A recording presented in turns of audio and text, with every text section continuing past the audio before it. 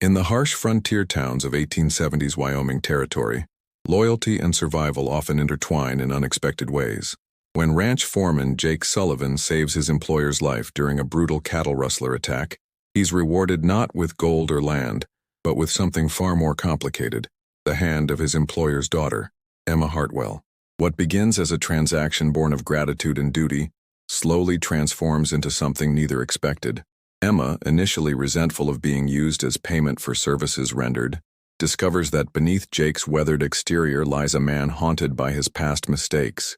As they navigate the dangerous realities of frontier life together, both must confront their own demons and learn that true redemption comes not from running from the past, but from facing it together. The Wyoming wind carried the scent of sage and dust across the Hartwell ranch as Jake Sullivan adjusted his worn leather gloves, preparing for another long day of mending fences and counting cattle. The year was 1874, and the territory still felt wild and untamed, where a man's word meant everything and his gun often had to back it up. Jake had been working for Ezra Hartwell for 3 years now, ever since he'd drifted into Cheyenne with nothing but the clothes on his back and a reputation he'd rather forget. At 32, Jake had learned to keep his past buried deep, like the bodies he'd left behind in Kansas. Not that they hadn't deserved it, every last one of them, but a man couldn't shake the weight of taking lives, even when justice demanded it. He'd been a different person then, quick to anger and quicker to draw. Now, he channeled that intensity into honest work, hoping that sweat and dedication might somehow wash away the stains on his soul. The Hartwell spread stretched across 2,000 acres of prime grazing land, nestled between the rolling hills and the distant peaks of the Rocky Mountains. Ezra had built it from nothing, starting with 100 head of cattle and a determination that matched the harsh landscape. Jake respected that kind of grit, having fought for every scrap of dignity he'd managed to reclaim in his own life. As the morning sun climbed higher, casting long shadows across the pasture, Jake spotted movement near the eastern boundary. His hand instinctively moved to the Colt at his hip. Old habits died hard on the frontier. Through the heat shimmer, he could make out riders approaching at a pace that suggested urgency rather than casual business. Jake spurred his horse toward the main house, knowing that unexpected visitors often brought unwelcome news. Emma Hartwell stood on the front porch of the 2-story ranch house, shading her eyes against the morning glare as she watched Jake's approach. At 24, she possessed a beauty that was both striking and practical. Her auburn hair pulled back in a simple bun that wouldn't interfere with the day's chores. Her father had sent her east for schooling when she turned 16, hoping to polish away the rougher edges of frontier life, but the wilderness had called her back 3 years ago when her mother fell ill. "Miss Emma," Jake called as he reined in his horse near the porch. "Riders coming in from the east. Can't tell if they're friendly or looking for trouble." Emma's green eyes narrowed as she peered toward the horizon. She'd grown up on this land and learned early to read the signs of danger. "Father's in the barn with the new foal. I'll fetch him while you get a better look at our visitors." Jake nodded, appreciating how quickly she grasped the situation. Unlike many of the Eastern-educated women who found their way to the frontier, Emma had never lost her practical instincts. She understood that in this part of the world, being prepared for trouble was often the difference between seeing another sunset and becoming just another grave marker on the endless prairie. As Emma hurried toward the barn, Jake rode out to intercept the approaching riders, his experienced eye already cataloging details that would help him assess the threat level. 3 men on horseback, pushing their mounts harder than wise for the heat of the day. Their clothing was trail-worn but not the typical gear of drifting cowboys. These men had purpose, and from the way they sat their saddles, Jake could tell they were comfortable with violence. The lead rider was a lean man with a salt and pepper beard and eyes that seemed to take in everything at once. His companions flanked him slightly, their hands resting casually near their weapons in a formation that spoke of experience and coordination. Jake had seen enough manhunters and bounty collectors to recognize the type, and his blood ran cold as he wondered if his past had finally caught up with him. "Morning," Jake called out as the riders approached, keeping his voice steady and his hand visible on his saddle horn. "You gentlemen looking for someone in particular?" The bearded man reined in his horse about 20 feet away, close enough for conversation, but far enough to react if trouble started. "Name's Wade Carrick. We're tracking some men who hit the bank in Laramie 3 days ago. Trail led us this direction, and we're checking all the spreads in the area." Jake felt a mixture of relief and wariness wash over him. Not bounty hunters after him, but lawmen pursuing bank robbers, which could still spell trouble if the fugitives decided to hole up on Hartwell land. Haven't seen any strangers pass through recently, but we'd be obliged if you'd describe these men you're after. Carrick reached into his vest pocket and pulled out a folded piece of paper. 3 men, well-armed and riding hard. The leader's a big fellow with a scar running from his left ear to his jaw. Goes by the name of Dutch Brennan. His partners are a half-breed called Cherokee Joe and a young hothead named Billy Voss. As Carrick described the fugitives, Jake felt his stomach tighten with recognition. Dutch Brennan, he knew that name from his darker days in Kansas. If Brennan was in the territory, it meant more than just a simple bank robbery. Dutch was the kind of man who collected enemies and settled scores with lead and dynamite. Jake had crossed paths with Brennan's gang 5 years ago, and the encounter had ended with 2 of Dutch's men dead and a promise of revenge that apparently hadn't been forgotten. "Can't say I've seen hide nor hair of any men matching that description," Jake replied, technically telling the truth while his mind raced through the implications. But if they're desperate enough to hit banks, they might be desperate enough to try taking what they need from isolated ranches. Ezra Hartwell emerged from the barn just as the conversation was wrapping up, his weathered face serious as he approached the group. At 58, Ezra still carried himself with the confident bearing of a man who'd carved his place in an unforgiving world through determination and fair dealing. His gray hair was perpetually tousled from working with the animals, and his hands bore the permanent stains and calluses of a lifetime spent building something worthwhile from nothing. "Gentlemen," Ezra nodded to the lawman before turning to Jake. "Emma told me we might have trouble brewing." Carrick repeated his description of the wanted men, and Jake watched as Ezra's expression grew increasingly grim. The rancher had built his spread through careful planning and hard work, but he understood that success on the frontier often painted a target on a man's back. Desperate men saw prosperous ranches as sources of fresh horses, supplies, and perhaps hostages if things went badly. "We'll keep our eyes open," Ezra assured the lawman, "and we appreciate you taking the time to warn us. How many men do you have with you?" "Just the 3 of us for now," Carrick admitted. "Sheriff's got most of his deputies searching the northern passes, thinking they might try to make for the Montana line. We drew the short straw and got assigned to check the ranches." Jake exchanged a meaningful glance with Ezra, both men thinking the same thing. 3 lawmen against 3 desperate bank robbers weren't good odds, especially if the fugitives had allies or reinforcements. The frontier demanded self-reliance, and waiting for help from town was often a luxury that could prove fatal. After the lawmen departed to continue their search, Jake and Ezra stood in the yard discussing their options. The smart thing would be to send Emma to town for safety and prepare to defend the ranch if necessary. But Emma had other ideas, as she made clear when she emerged from the house carrying her father's Winchester rifle, with the easy familiarity of someone who'd learned to shoot before she'd learned to read. "I'm not running to town like some helpless eastern flower," she declared, her green eyes flashing with determination. "This is my home too, and I'll help defend it." Jake found himself admiring her spirit even as he worried about her safety. Most women in her position would have already been packing for a hasty retreat to town, but Emma had the kind of frontier backbone that made settlers tough enough to survive in hostile territory. Still, facing desperate bank robbers was different from shooting rattlesnakes or coyotes. "Miss Emma," Jake said carefully, "I've got no doubt you can handle that rifle, but desperate men do desperate things. If trouble comes calling, it might be more than any of us bargained for. Like this video if you're enjoying this Western tale.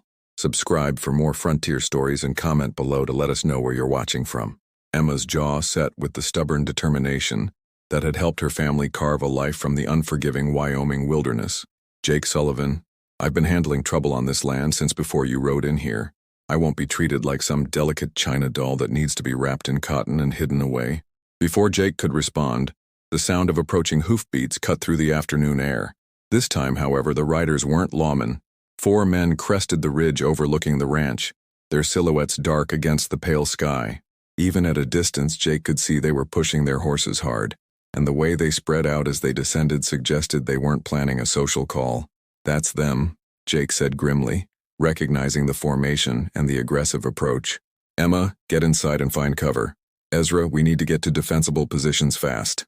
But it was too late for tactical positioning. The riders thundered into the yard with guns already drawn.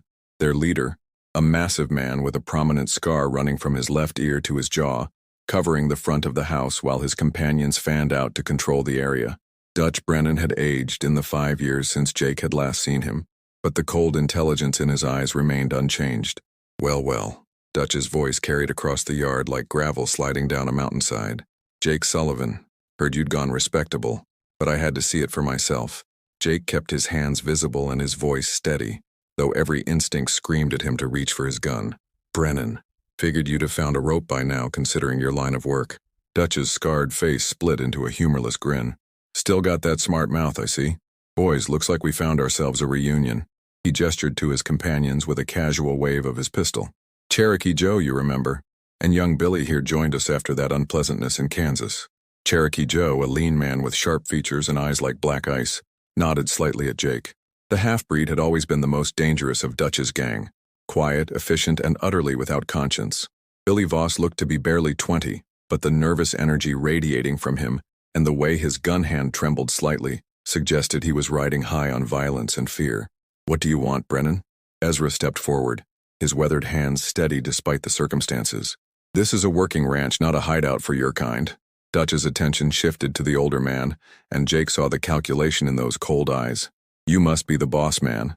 Name's Dutch Brennan, and these are my associates. We're in need of fresh horses, supplies, and a place to rest for a spell.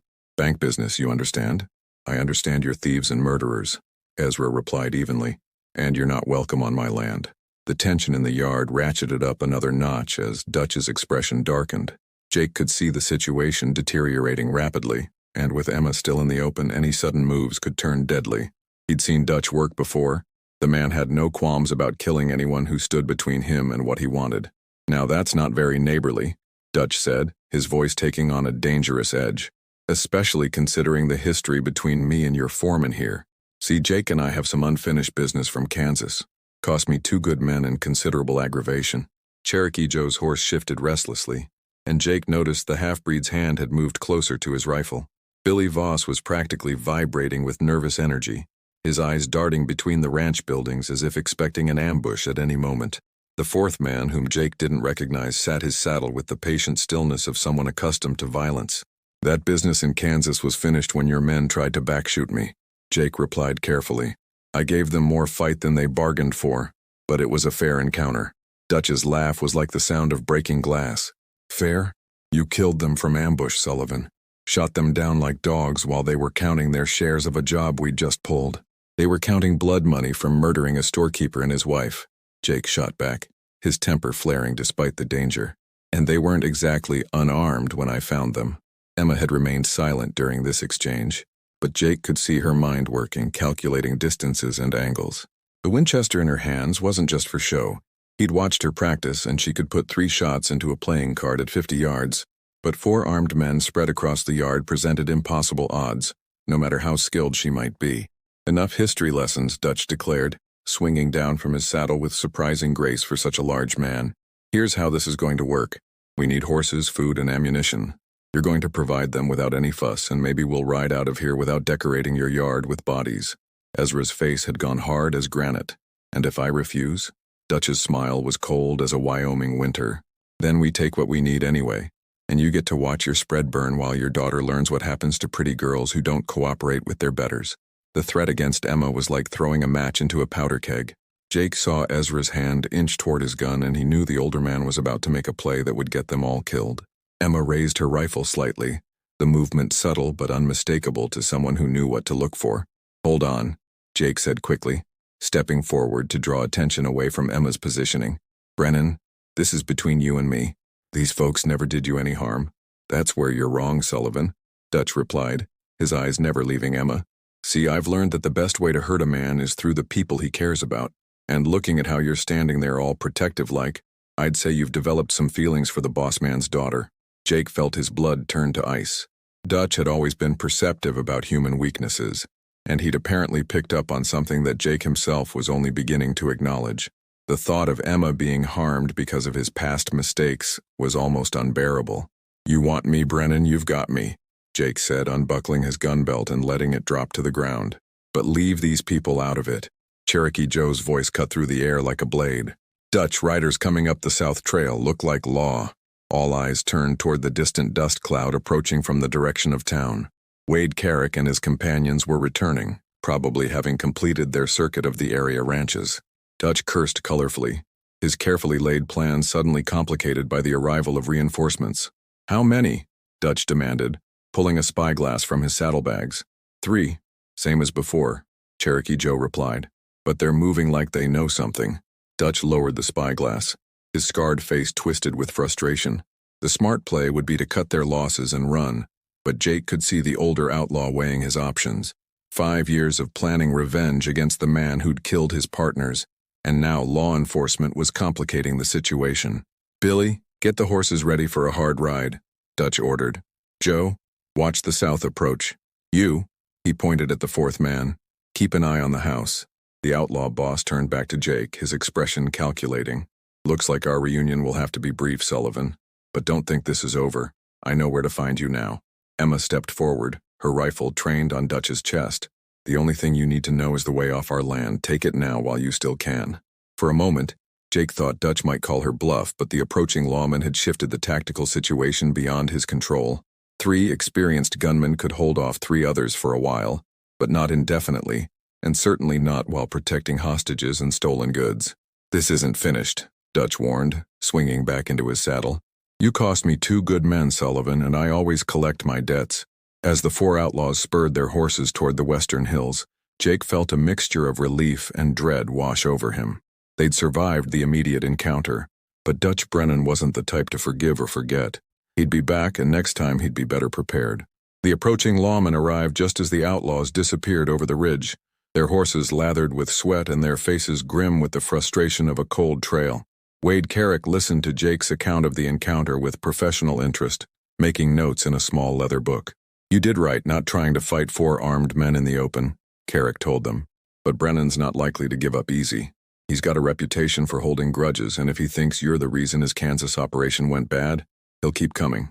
As the sun began to set over the Wyoming hills, Jake stood on the ranch house porch, watching the lawmen ride toward town with promises to return with reinforcements.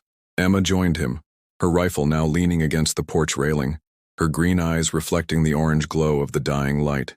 "You didn't tell them the whole truth about Kansas," she observed quietly.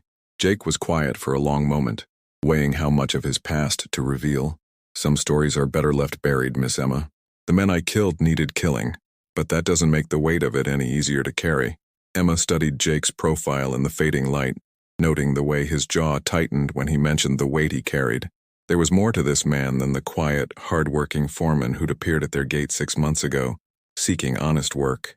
The way he'd faced down Dutch Brennan spoke of experience with violence that went far beyond simple ranch disputes.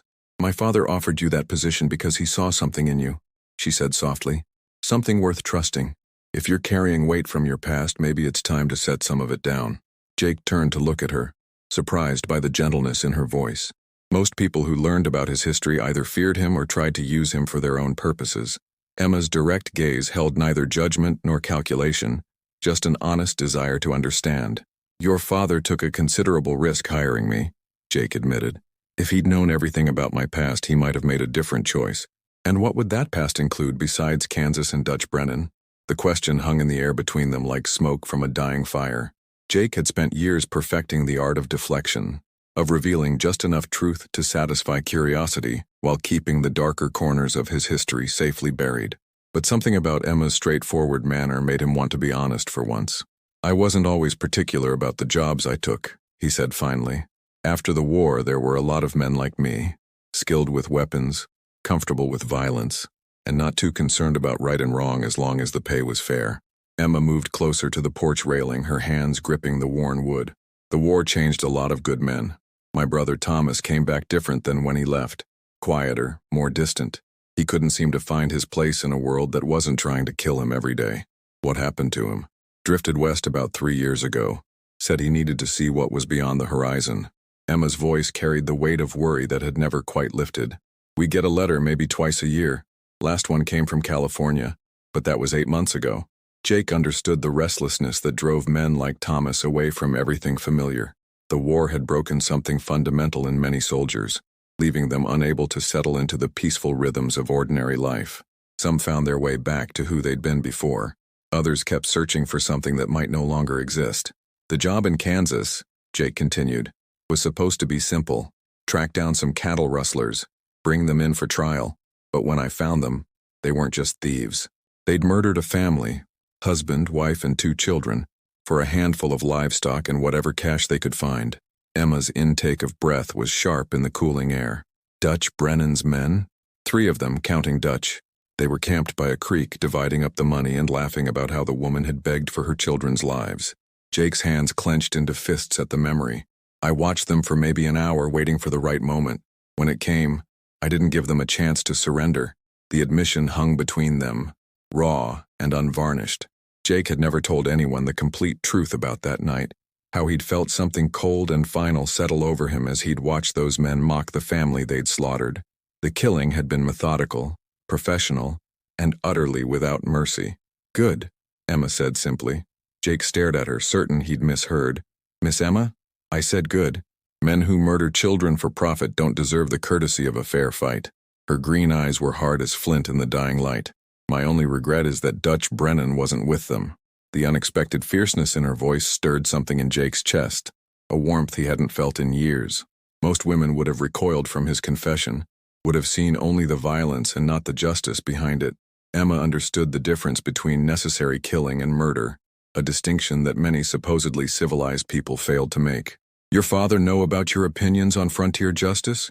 Jake asked, a slight smile tugging at his lips. "My father taught me how to shoot when I was 12 years old," Emma replied. "Told me that sometimes the only thing standing between decent people and those who'd harm them is someone willing to pull a trigger when it needs pulling." Before Jake could respond, the sound of approaching horses drew their attention to the darkening trail. 2 riders were coming up from the south, moving at a steady pace that suggested purpose rather than urgency. As they drew closer, Jake recognized the distinctive silhouette of Wade Carrick's hat, but the second rider was unfamiliar. "Evening, folks," Carrick called out as they approached the house. "Sorry to bother you again, but I've got someone here who might be able to help with our Dutch Brennan problem." The second rider proved to be a weathered man in his 50s, with gray hair and the kind of patient eyes that came from years of dealing with difficult situations. His badge caught the lamplight as he dismounted, and Jake could see the word, Marshal, etched into the silver. "This is Marshal Robert Hayes from Cheyenne," Carrick explained. "He's been tracking Brennan's gang for the better part of 6 months. Hayes tipped his hat to Emma and nodded respectfully to Jake and Ezra, who had emerged from the house at the sound of voices. "Ma'am, gentlemen, I understand you had an encounter with Dutch Brennan this afternoon." "More than an encounter," Ezra replied grimly. "He threatened my daughter and demanded supplies for his gang." The marshal's expression darkened. "That sounds like Brennan's style. He's been hitting banks and settlements from Colorado to Montana, always staying one step ahead of local law. But he's got a weakness for personal vendettas, and that's what brought me here." Hayes pulled out a worn wanted poster, unfolding it to reveal sketches of 4 men. Jake recognized Dutch, Cherokee Joe, and Billy Voss immediately. The 4th face was unfamiliar, but the description matched the silent outlaw who'd watched the house during the afternoon's confrontation. "That's Frank Molina," Hayes explained, noting Jake's attention to the 4th sketch.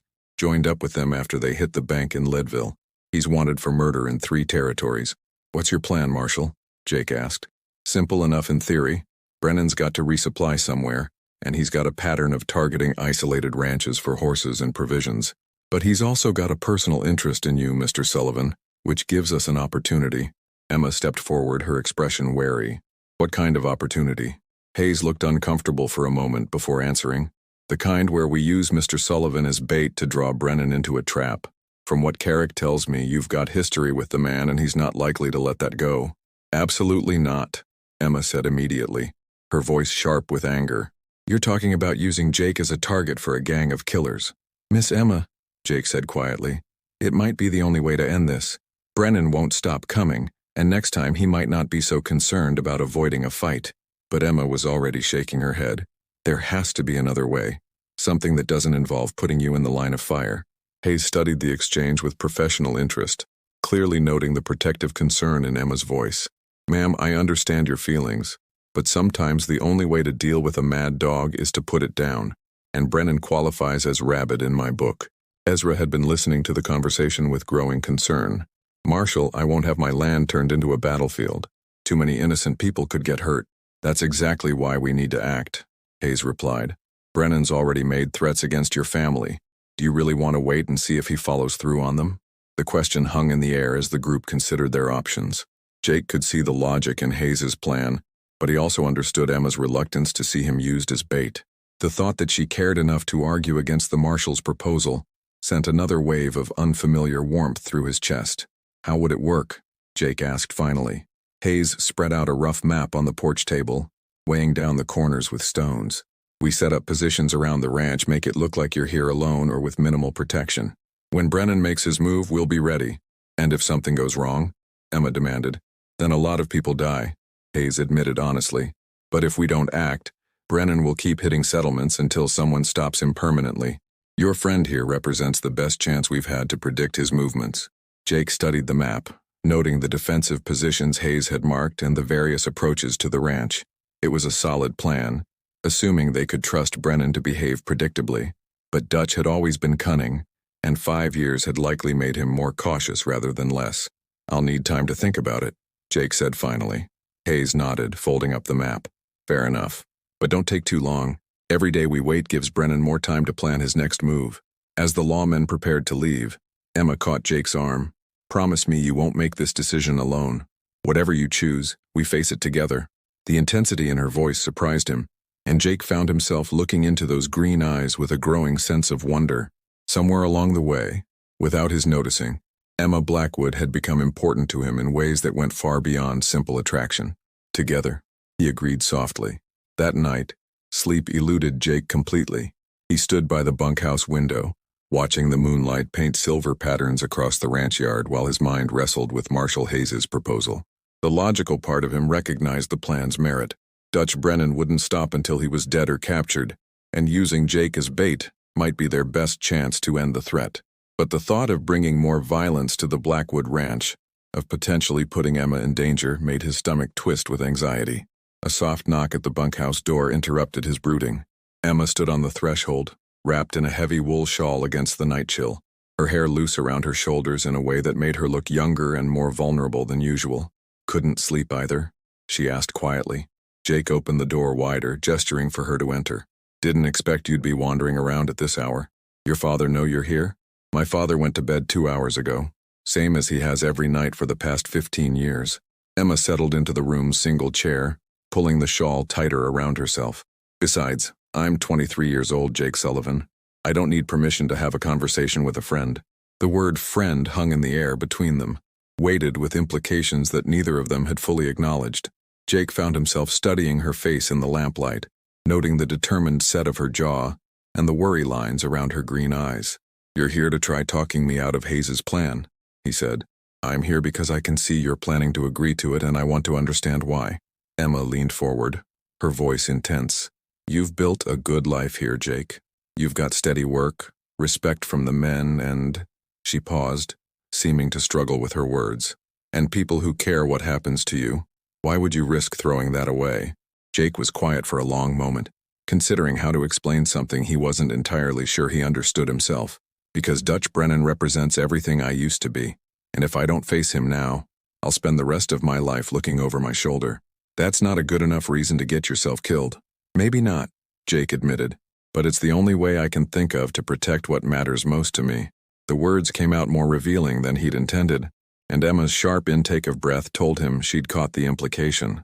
They looked at each other in the flickering lamplight, both aware that they'd crossed into territory that couldn't easily be navigated back from. Jake, Emma said softly, what exactly are you saying? Before he could answer, the sound of running footsteps outside broke the moment. One of the ranch hands, a young man named Danny Walsh, burst through the door without knocking, his face flushed with excitement and fear. Mr. Sullivan, Miss Emma, you need to see this right now. Jake grabbed his gun belt from the bedpost, buckling it on as he followed Danny outside. Emma stayed close behind, her own rifle appearing in her hands with practiced efficiency. The source of Danny's alarm became immediately apparent. Orange light was flickering against the horizon to the east, and the smell of smoke was beginning to drift on the night wind. The Parker place, Emma breathed. That's got to be 3 miles from here. Jake's blood ran cold as he realized the implications. The Parker Ranch was the nearest neighbor to the Blackwood spread, a small operation run by an older couple with 2 teenage children. If Dutch Brennan was making good on his threats to target isolated ranches, the Parkers might already be dead. Danny, wake the other men, Jake ordered. Get them armed and mounted as fast as possible. Emma, you need to stay here with your father. Like hell I do, Emma shot back. If neighbors are in trouble, we help them. That's how things work out here. Jake started to argue, then saw the futility of it. Emma Blackwood was as stubborn as her father when her mind was made up, and arguing would only waste precious time. Fine, but you stay with the main group. No heroics. The ride to the Parker Ranch took nearly 20 minutes, even pushing their horses hard across the broken terrain. By the time they crested the ridge overlooking the small homestead, it was clear they were too late to prevent the tragedy, but not too late to witness its scope. The main house was fully engulfed in flames, its wooden frame crackling and popping as the fire consumed everything the Parker family had built over the past decade. The barn had been spared, but Jake could see dark shapes scattered around the yard that made his stomach lurch with recognition. "Sweet Jesus," Danny whispered, his young voice cracking with horror. Emma had gone pale beside Jake, her knuckles white where she gripped her rifle. "Are they all of them?" Jake didn't answer immediately, using his spyglass to survey the scene more carefully. What he saw confirmed his worst fears. Dutch Brennan had made his message brutally clear. This wasn't just about supplies or revenge, it was about demonstrating the cost of defying him. "We need to get down there," Jake said grimly. "Check for survivors and see what we can learn." The scene in the Parker ranch yard was worse than anything Jake had witnessed during the war. The family, Samuel and Martha Parker, along with their children Michael and Sarah, had been murdered with the kind of methodical cruelty that spoke of Dutch Brennan's particular brand of evil. But it was the message carved into the side of the barn that made Jake's blood freeze in his veins. "Sullivan, you're next." Emma read the words aloud, her voice barely above a whisper. "He did this because of you, because you're here." The accusation in her voice was like a physical blow, and Jake felt the weight of responsibility settle on his shoulders like a lead blanket. 4 innocent people were dead because Dutch Brennan wanted revenge against him. The Parkers had died for no other reason than to send a message, and that message was carved in wood and written in blood. "Miss Emma," Danny said urgently. "Riders coming from the south." Jake turned to see a group of horsemen approaching at full gallop. Marshal Hayes and his deputies, drawn by the smoke and flames visible for miles across the open country. Behind them rode Wade Carrick and 2 other local lawmen, their faces grim in the firelight. Hayes took in the scene with professional efficiency, examining the bodies and reading the carved message without visible emotion. When he turned back to Jake, his expression was harder than Winterstone. "This changes everything," the marshal said. "Brennan's not just robbing banks anymore. He's declaring war on anyone who stands with you. We can't wait for him to make another move." "What are you suggesting?" Emma asked, though Jake could hear in her voice that she already knew the answer. "We set the trap tomorrow night," Hayes replied. "Use your ranch as the killing ground and end this before more innocent people die." Jake found himself nodding before he'd consciously made the decision. The sight of the Parker family's bodies had crystallized something inside him, a cold determination that he recognized from his soldier days. Dutch Brennan had crossed a line that couldn't be uncrossed, and now there was only one way this could end. "What do you need from us?" Jake asked. Hayes pulled out his map again, spreading it on a flat rock near the burning house. "We'll position men here, here, and here," he said, pointing to strategic locations around the Blackwood Ranch. "Make it look like you're vulnerable while keeping enough firepower hidden to handle Brennan's gang when they show themselves." Emma stepped closer to study the map, her face set with the same determination Jake had seen when she'd faced down Dutch that afternoon. "Where do you want me?" "Miss Emma, with respect, this isn't my ranch, my fight," she interrupted. "I'm not hiding in the root cellar while good men risk their lives on my family's land." Hayes looked to Jake for support, but found none. Jake had learned enough about Emma Blackwood to know that trying to keep her out of the fight would be both futile and dangerous. Better to have her where he could see her than wondering what she might be doing on her own. "She knows the land better than any of us," Jake said finally, "and she can shoot. If she stays in a secure position with good cover, she might be more help than hindrance." The marshal still looked doubtful, but nodded reluctantly. "All right, but no unnecessary risks. This is about stopping Brennan, not proving anyone's courage." As they rode back toward the Blackwood Ranch, Jake found himself riding beside Emma in the pre-dawn darkness. The smell of smoke clung to their clothes, and the memory of what they'd seen at the Parker place lay heavy between them. "I'm sorry," Emma said suddenly. "What I said back there, about this being because of you, that wasn't fair." "It was accurate," Jake replied. "Those people died because Dutch Brennan wants to hurt me. That's a fact I'll have to live with." Emma was quiet for a moment before responding. "Then make sure their deaths count for something. End this tomorrow night. and make sure no one else pays the price for Dutch Brennan's hatred. Jake looked at her profile in the starlight, struck again by the strength he saw there. Emma Blackwood had been shaped by this harsh country into something fierce and uncompromising, yet she'd retained a core of compassion that made her anger on behalf of the Parkers all the more powerful. "I intend to," he said quietly. The words carried the weight of a promise, and both of them understood that tomorrow night would determine not just whether Dutch Brennan lived or died, but whether Jake Sullivan could finally put his past to rest and claim the future he was beginning to envision. The next evening arrived with the kind of stillness that often preceded violence in the Western Territories. Jake spent the afternoon checking and rechecking his weapons, cleaning his Colt until it gleamed and ensuring his rifle was perfectly sighted. The familiar ritual of preparation helped steady his nerves, though he couldn't entirely shake the feeling that he was preparing for his own funeral. Marshal Hayes had positioned his men with military precision throughout the ranch. 2 deputies hid in the barn loft with rifles, another lay concealed behind the water trough, and Wade Carrick had taken position in the bunkhouse with a clear view of the main approaches. Hayes himself would remain mobile, ready to coordinate the response when Dutch Brennan's gang finally showed themselves. Emma had insisted on taking a position in the main house, armed with her father's old Henry rifle and positioned where she could cover the front yard through a window. Thomas Blackwood, despite his daughter's protests, had refused to leave the ranch and had stationed himself in his study with a shotgun across his knees. As darkness fell, Jake positioned himself exactly where Hayes had instructed, sitting on the front porch with a whiskey bottle and a playing solitaire, presenting the image of a man relaxed and unaware of approaching danger. The bottle was mostly water, and the cards were merely props, but from a distance he would appear to be an easy target. The waiting was the hardest part. Jake had learned during the war that anticipation of battle was often worse than the fighting itself, and tonight proved no exception. Every shadow seemed to move. Every night sound carried the potential threat of approaching riders. His nerves stretched taut as bowstrings, and he found his thoughts drifting repeatedly to Emma, positioned inside the house just a few yards away. The attack came just after 10 o'clock, announced by the thunder of hoofbeats and the wild whoops of men drunk on violence and whiskey. Dutch Brennan led his gang in a sweeping charge across the open ground before the house, their guns blazing in the darkness.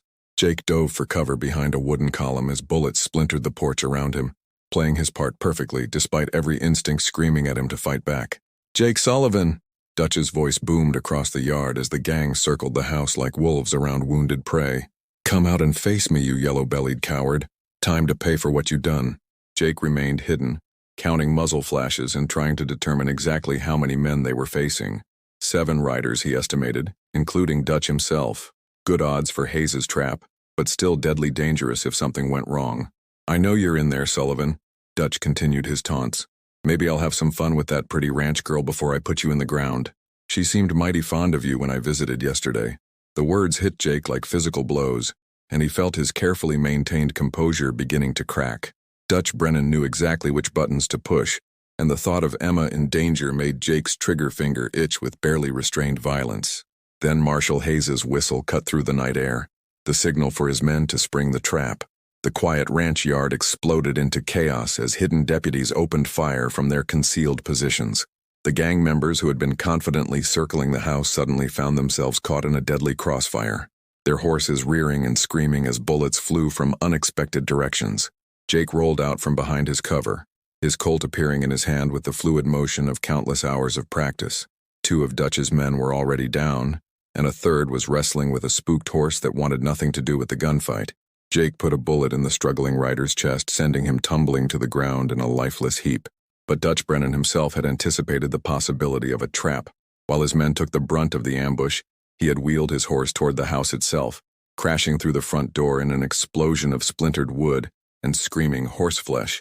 Jake's blood turned to ice as he heard Emma's sharp cry from inside the house, followed by the distinctive boom of her Henry rifle.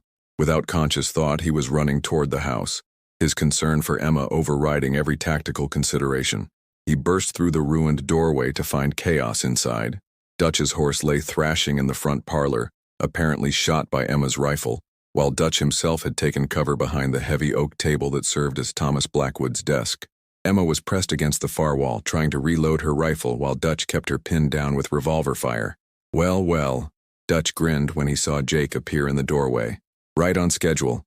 Drop the gun, Sullivan, or the pretty lady gets a bullet through that stubborn head of hers." Jake found himself frozen by indecision. Dutch had Emma effectively trapped, and any move Jake made risked getting her killed. But surrender meant certain death for all of them, and Jake knew Dutch well enough to understand that the man's word meant nothing. "Let her go, Dutch," Jake said, his voice steadier than he felt. "This is between you and me." "Oh, but I disagree," Dutch replied, his eyes bright with malicious pleasure. "See, I've been thinking about our conversation in Sacramento, and I realize you were right about something. I am a man who destroys everything he touches. But you know what I learned since then? Sometimes destruction is its own reward." The sound of gunfire outside was beginning to fade as Hayes's men finished off the remaining gang members, but Jake couldn't afford to wait for reinforcements. Dutch was working himself up to something violent, and Jake recognized the signs from their shared past. "Besides," Dutch continued, "I've got a score to settle with the whole Blackwood family now. That old man in the back room put a load of buckshot in my shoulder yesterday, and his daughter here has been entirely too free with her opinions about my character." Emma met Jake's eyes across the room, and in that moment he saw something that made his decision for him. She wasn't looking at him with fear or plea for rescue. She was looking at him with absolute trust. Emma Blackwood believed he would find a way to save them both, and that faith gave him the strength to act. Jake feinted left, then dove right as Dutch's attention followed the false movement. Emma, understanding immediately what Jake was attempting, threw herself sideways just as Dutch's shot splintered the wall where she'd been standing. Jake's own shot, fired while rolling across the floor, took Dutch in the chest and spun him around to crash against the stone fireplace. But Dutch Brennan had always been harder to kill than he had any right to be. Even with blood spreading across his shirt, he managed to bring his gun up for one last shot. Time seemed to slow as Jake watched Dutch's finger tighten on the trigger, knowing he was too far away to stop what was about to happen. The shot that ended Dutch Brennan's life came not from Jake's gun, but from Thomas Blackwood's double-barreled shotgun. The ranch owner stood in the doorway to his study, smoke still curling from both barrels, his face set in the same determined expression Jake had seen so often on his daughter's face. "Nobody threatens my family," Thomas said quietly, then turned to Emma. "You all right, girl?" Emma nodded, though Jake could see her hands shaking as the immediate danger passed. "I'm fine, Papa. Thanks to both of you." Marshal Hayes appeared in the ruined doorway, surveying the destruction with professional interest. "Dutch Brennan's gang is finished," he reported. 3 dead outside, 2 wounded and in custody. "This one makes 6. He looked down at Dutch's body without emotion. "Good riddance to bad rubbish." As the immediate aftermath of the gunfight was handled, bodies removed, statements given, and wounds tended, Jake found himself alone with Emma on the front porch of the house they'd both fought to defend. The night air was cool and clean, washing away the smell of gunpowder and blood. "It's over," Emma said quietly, and Jake could hear the wonder in her voice as if she'd never quite believed this moment would come. "It's over," Jake agreed.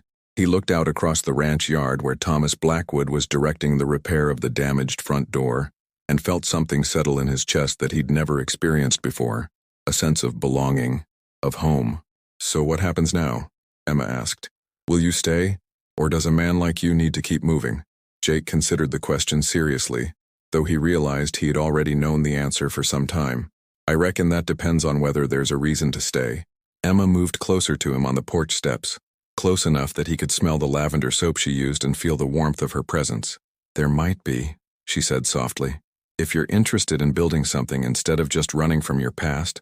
Jake looked at her in the moonlight, this strong, stubborn, beautiful woman who'd stood beside him against impossible odds and never wavered in her faith. The life he'd imagined for himself just a few weeks ago, a life of drifting from job to job with no connections and no commitments, suddenly seemed hollow and pointless. "I'm interested," he said, and meant it with every fiber of his being. Emma smiled then, the first completely unreserved smile he'd seen from her, and Jake felt the last walls around his heart finally crumble. Dutch Brennan had been wrong about men like them being doomed to destroy everything they touched. Sometimes, if a man was lucky enough and brave enough to let himself be saved, he could find redemption in the most unexpected places. 3 months later, Jake Sullivan married Emma Blackwood in the small church in Tombstone, with Marshal Hayes serving as his best man and half the territory in attendance. Thomas Blackwood gave his daughter away with obvious pride, and even the preacher commented on the unusual sight of a bride and groom who both looked like they could handle themselves in a gunfight. The ranch prospered under Jake's management, growing from a struggling operation into one of the most successful spreads in the territory. Jake never again wore his guns except when absolutely necessary, preferring the tools of building to the tools of destruction. And if sometimes on quiet evenings he would stand on the porch and remember Dutch Brennan's final words about men who destroy everything they touch, he had only to look at the life he'd built with Emma to know that redemption was not only possible, but worth every struggle it had taken to achieve. In the end, Jake Sullivan learned that the most important battles weren't fought with guns, but with the courage to believe that a man could change and that love could triumph over the darkest parts of his past. The end.